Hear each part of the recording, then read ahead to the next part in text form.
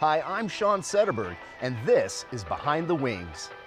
In this episode, we'll take a look at the innovations in aviation firefighting. Only you can prevent forest fires. Wildfires have been increasing in frequency, intensity, and complexity all across the western United States and around the world. When the fire does new things, firefighting teams have to do new things too. Anyone can start a fire and never even know it. CAL FIRE in California is one of the largest fire agencies in the world, with more than 60 aircraft and growing. But every year we start forest fires. Black Hawk helicopters are converted into Firehawks. Critical data is streamed live between aerial and ground crews, and night vision goggles allow pilots to fight fires from the sky at night. It's time to go behind the wings.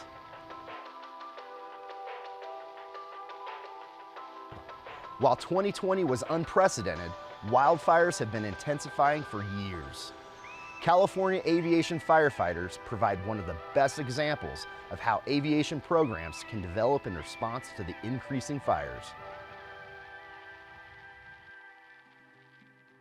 My name is Stu Sprung, and I'm the Chief of Flight Operations for CAL FIRE.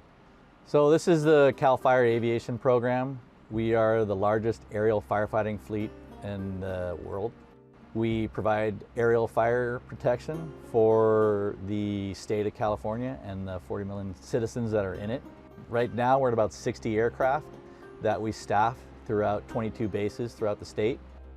And the mandate for those aircraft is to quickly respond. We respond them like we respond fire engines out of fire stations. Within 5 minutes, we try to get in them and out the door. We respond to those fires in our responsibility area within 20 minutes and keep 95% of them under 10 acres. Fire seasons used to be about 4 months, and that was accepted for many, many years in the fire service. And in the past several years, it's become more of a year-round experience for us. Our fleet certainly has expanded because of those increased needs. Anyone flying in an airline over the state can look down in the forest and see big swaths of dead trees. And really those just turn into kindling that just, if there's a fire, it happens to be something nearby, they just go up instantly. So we have a lot of forests, we have a lot of trees, but we also have people that reside in those areas, right, and have homes and whatnot. All we can really do is saying, okay, the threat has changed. We have to grow with it and adapt to it. We're making the biggest jumps we can with the available equipment. My name's Chief Benjamin Berman. I am the helicopter program manager for CAL FIRE. There's definitely a demand signal for an aviation fleet of this size and expanding. About ready to onboard 7 brand new C-130s. We have 12 CAL FIRE Hawks, S-70I CAL FIRE Hawks. I think we've gone through unprecedented change in the last, I would say, 24 to 36 months on the rotary wing side. Going from a Type 2, we call it, which is the Huey, to a Type 1, which is the CAL FIRE Hawk. Multi-engine, multi-system, lots of redundancy, twice as heavy, twice as large helicopter. We're definitely seeing more of a challenge, but I know that CAL FIRE and our interagency partners, we're definitely stepping up to that challenge. 95% at 10 acres, you know, those don't typically make the headlines, and that's something that is being done in the background. With our aircraft in coordination with the ground crews, we get it done. It's that 5% that we can't catch, that's too big for us.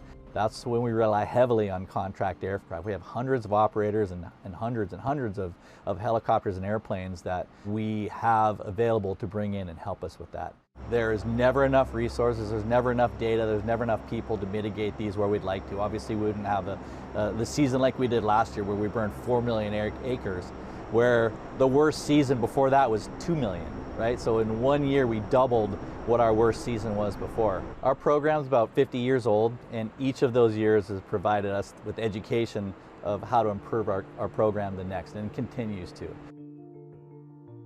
Events today are much more complex than they ever used to be. Decisions that we used to have hours or even days to make sometimes are now having to be made in minutes. The better information they have, the better decisions they're able to make faster. We take data from different areas and different types of sources and information, and pipe it into a super simple firefighter-friendly tool. It is entirely common now, especially with the size and scope of many of the wildfires that we have in the western United States, for any given one of them to have crews coming from dozens of states in the United States and internationally. And to be able to make it simple for those crews to see things is really the heart and soul of what we try to do at Intera.